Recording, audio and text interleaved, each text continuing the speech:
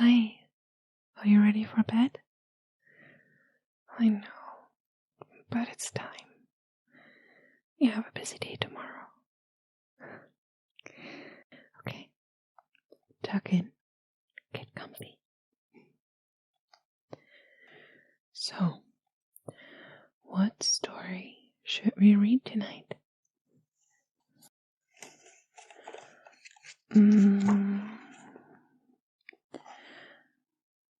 How about Little White Thorn and the Talking Bird? Would you like that? All right.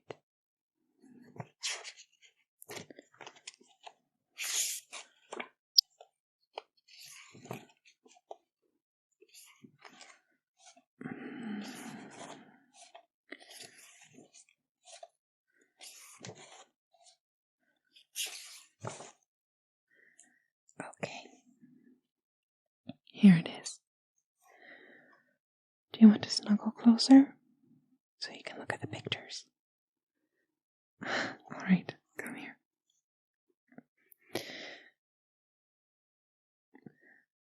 Little White Thorn and the Talking Bird. Long ago, when the oak trees used in building the oldest boat at Brest were but acorns, there lived a poor widow whose name was Ninor. Her father had been of noble lineage and had had a large fortune. When he died, he left a manor house, a farm, a mill, and an oven where all the villagers paid to bake their bread.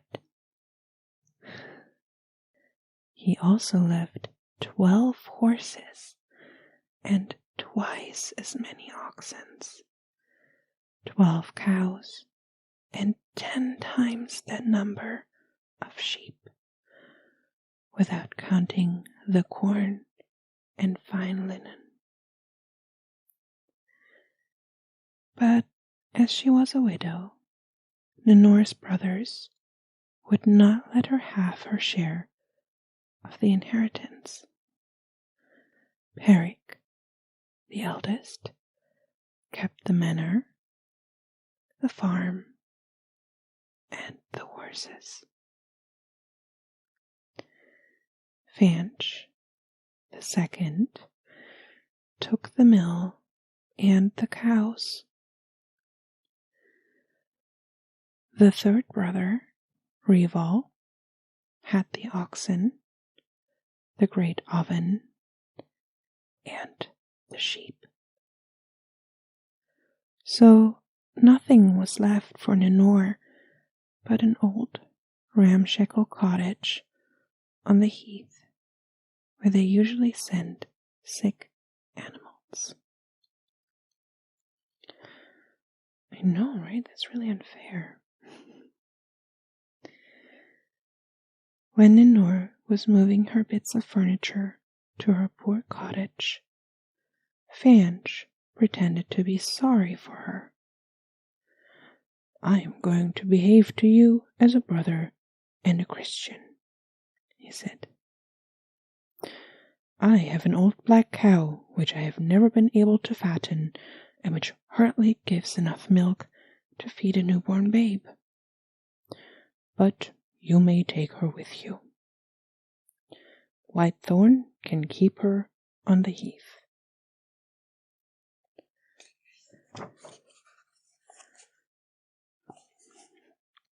Whitethorn was the widow's daughter.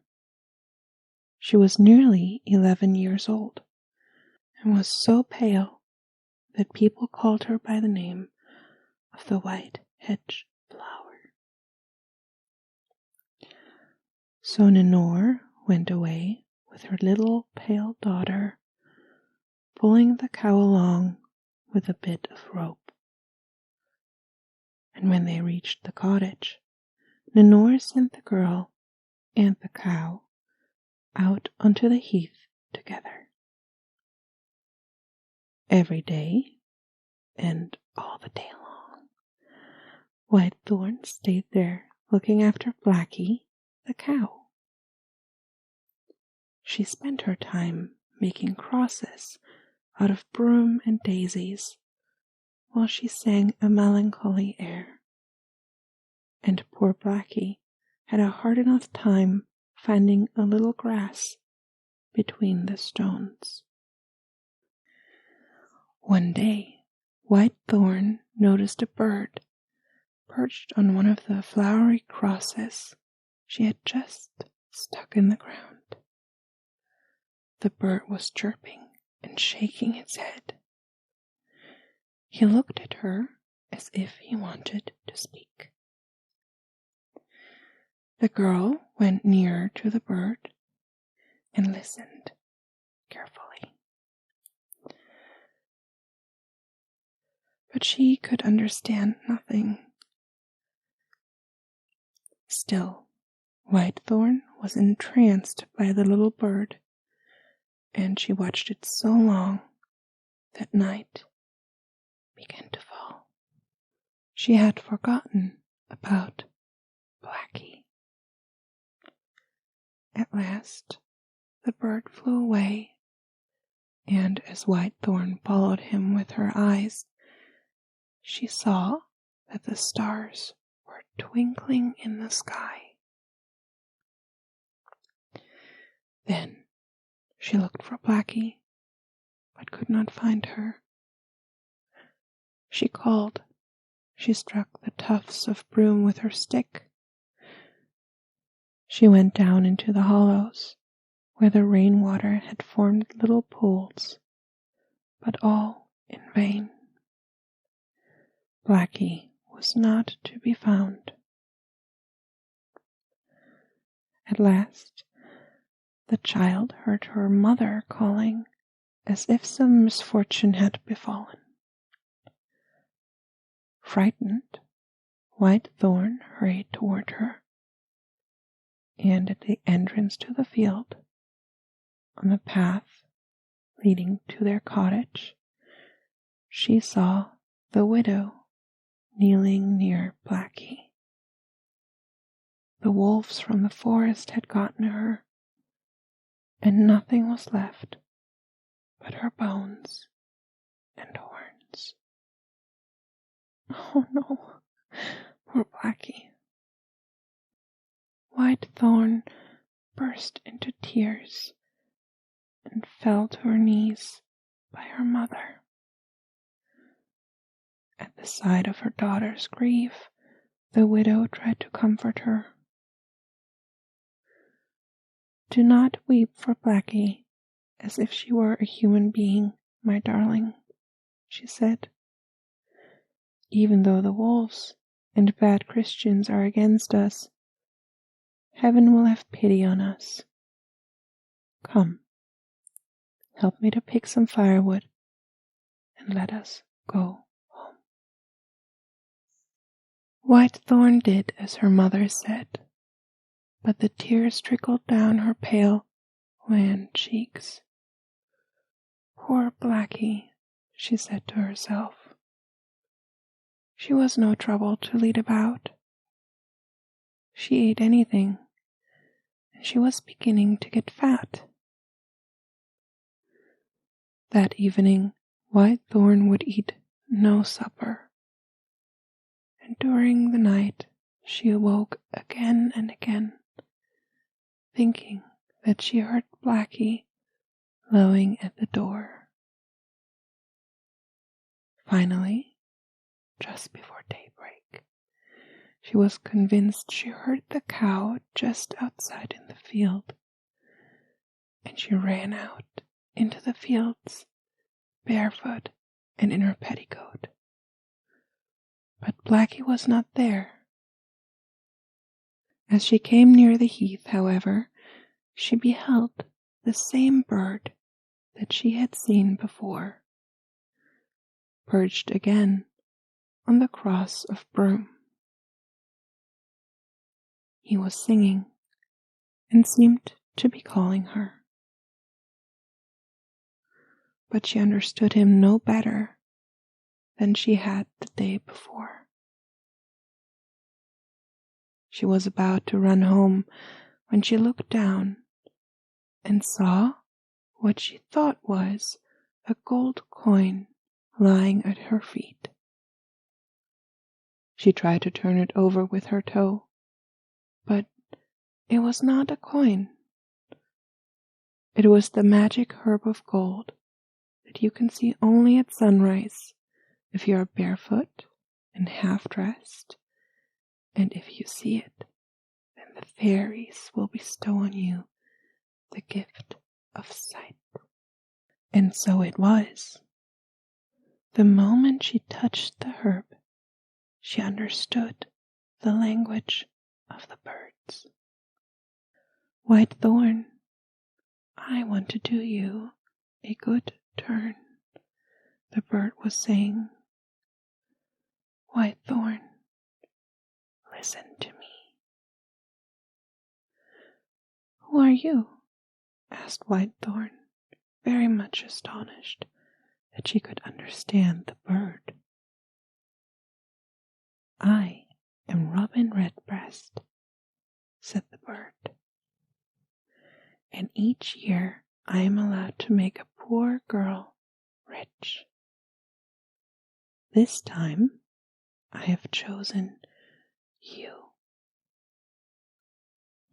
Oh, Robin, Robin, cried Whitethorn. Will I be rich enough to have a shining silver cross with a shining silver chain to go about my neck, and a pair of wooden shoes from my feet as well? You shall have a golden cross and silken shoes, answered the bird. And what must I do to have all that, little bird? asked Whitethorn. You must follow me wherever I lead you, Robin said.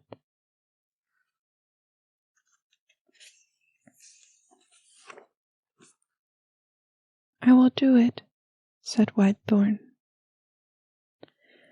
And so Robin Redbreast flew off, and Whitethorn went running after him. She followed him across the fields and through the woods until they came to the dunes just opposite the 7 Isles. There the bird stopped. Can you see anything below on the beach? asked Robin. Yes, said Whitethorn. I see a pair of wooden shoes and a wooden staff. Put on the shoes and take the staff, said Robin Redbreast. I will, said Whitethorn, running down to the beach.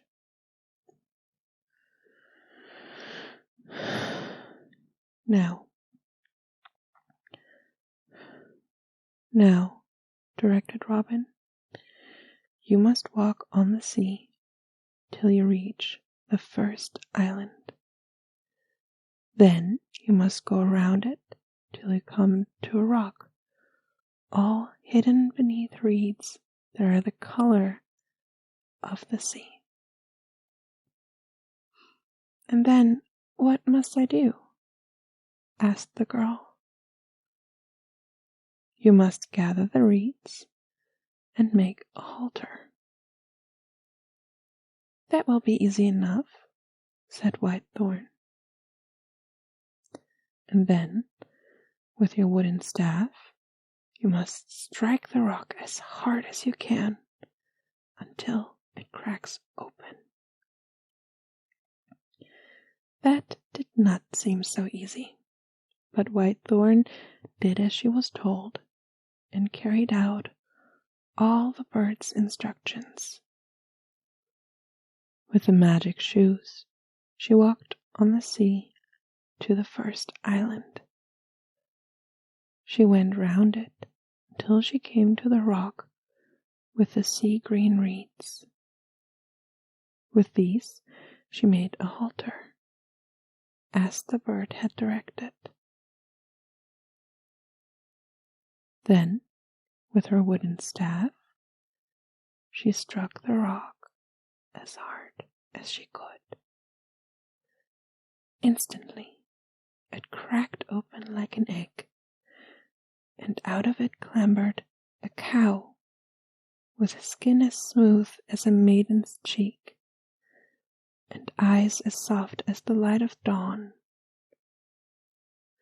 She was very gentle, and Whitethorn, delighted, put the halter on her and led her over the water, then through the woods, and then over the fields, and across the heath, until they reached the widow's cottage.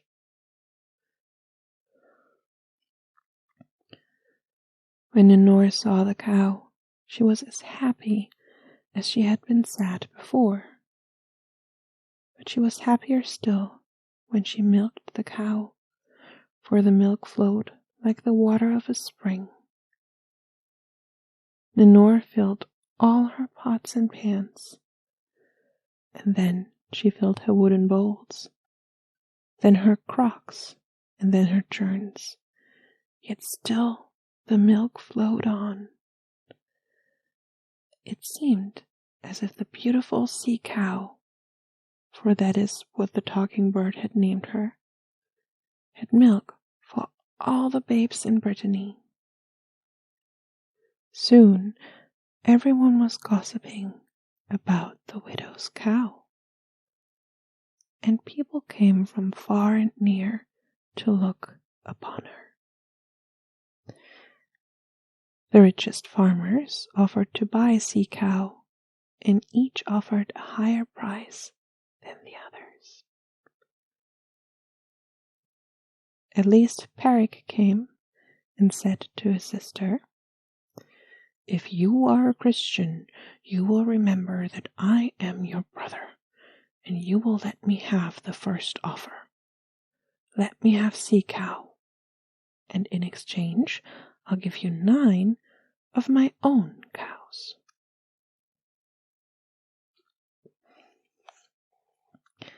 "Sea Cow is not only worth 9 cows," answered the widow Ninore.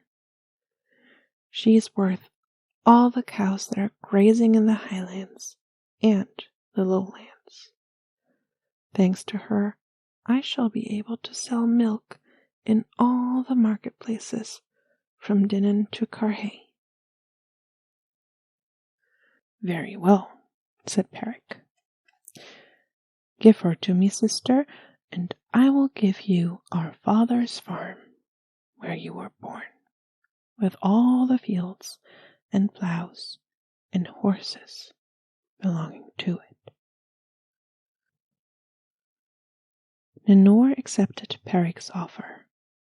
So they all went to the farm, and after Ninore had dug up a clump of earth in each field, drunk a cup of water from the well, lighted a fire on the hearth, and cut a tuft of hair from each of the horses' tails to prove she had become the owner of all these things, she gave Sea Cow to her brother Peric, and Peric led the cow away to a house he had in another quarter of that country. Little Whitethorn cried when she saw her dear Sea Cow led away, and she was sad all that day. When night fell, she went into the stable to put hay in the mangers. The horses seemed to look at her with sympathy. "Alas," she sighed, "why is Sea Cow not here too?" Hardly had she spoken when she heard a gentle lowing, and as she had stepped on the golden herb and knew the language of animals, she understood these words. "Little mistress, here I am again." Very much astonished, Whitethorn turned quickly. Right behind her stood Sea Cow. "Oh, Sea Cow," cried the girl, "who brought you here?" "I do not belong to your wicked Uncle Peric," said Sea Cow, "because I cannot belong to anyone." "But then," said little Whitethorn, "my mother will have to give back the farmhouse, the fields, and the horses." "Not at all," answered Sea Cow, "for they were hers by right. Her brother took them from her unjustly when your grandfather died." "But my Uncle Peric will come to look for you here," said Whitethorn. "I will tell you what to do," Sea Cow said. "First, go and pick 3 verbena leaves." Whitethorn ran off and quickly returned with the 3 leaves. "Now," said Sea Cow, "rub me with those leaves from my ears to my tail, and whisper softly 3 times, 'Saint Ronan of Hibernia, Saint Ronan of Hibernia, Saint Ronan of Hibernia.'" Whitethorn did as she was told, and as she whispered for the 3rd time, Sea Cow was transformed into a horse. The girl was wonderstruck. "Now," said the horse, "your Uncle Peric will not know me. My name is no longer Sea Cow, but Sea Horse." When the widow heard what had happened, she was delighted. The very next day she hastened to try her fine new horse.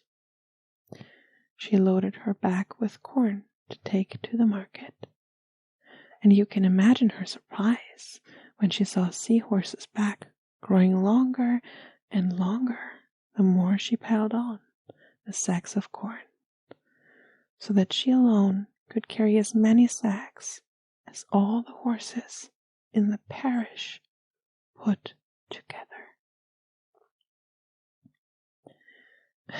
Yes, a really, really long horse.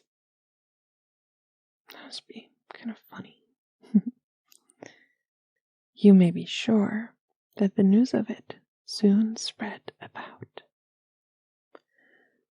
When Lenore's brother Fanch heard of it, he came to the farm and asked his sister if she would sell him the horse.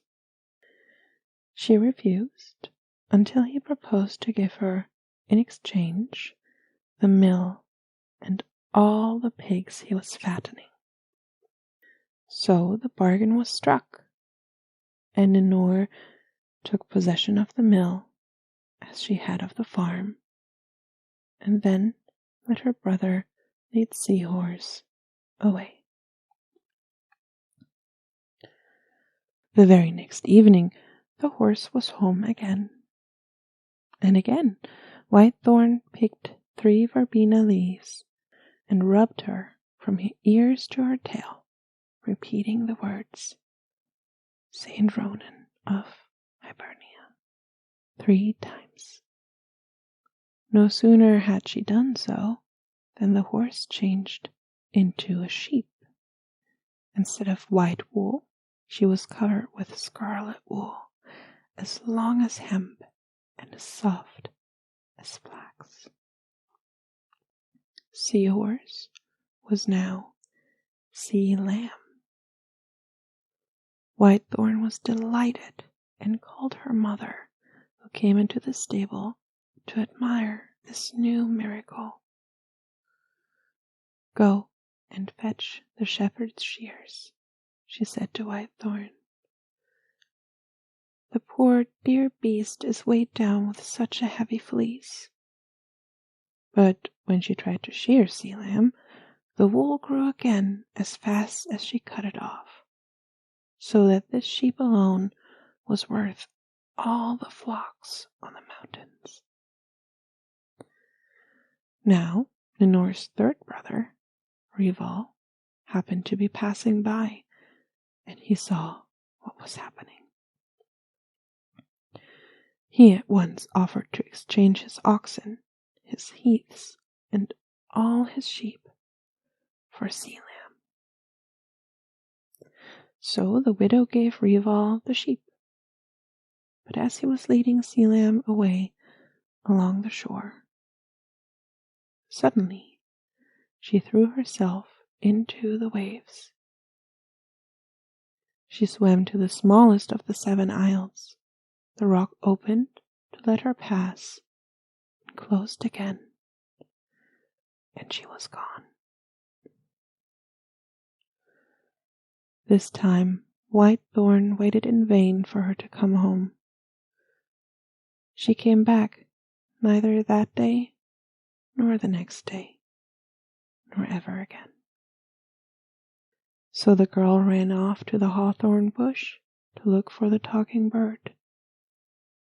And there he was singing away as before. "I was expecting you," said the talking bird. "Sealam has gone and will never return. Your wicked uncles are punished as they deserved, and now you are an heiress. You are rich enough to wear a golden cross and silken shoes, as I promised you. Now my work is done, and I shall fly away. Always remember that you were once poor, and there was a little wild bird that made you rich." And so the talking bird spread his wings and flew away. Whitethorn never saw him again, but out of gratitude she was always kind to animals, especially to wild birds, and she always gave to the poor.